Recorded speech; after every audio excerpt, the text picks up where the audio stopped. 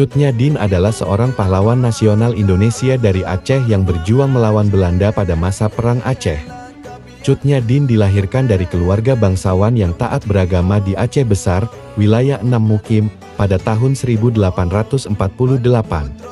Ayahnya bernama Teuku Nanta Setia, seorang ulebalang Enam Mukim, yang juga merupakan keturunan Mahmud Sati. Ayah dari Cut Nyak merupakan keturunan Minangkabau.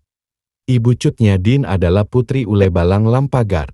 Cut Nyak memimpin perlawanan melawan Belanda di daerah pedalaman Melaboh bersama pasukan kecilnya. Pasukan ini terus bertempur sampai kehancurannya pada tahun 1901 karena tentara Belanda sudah terbiasa berperang di medan daerah Aceh. Selain itu, Cut Nyak sudah semakin tua.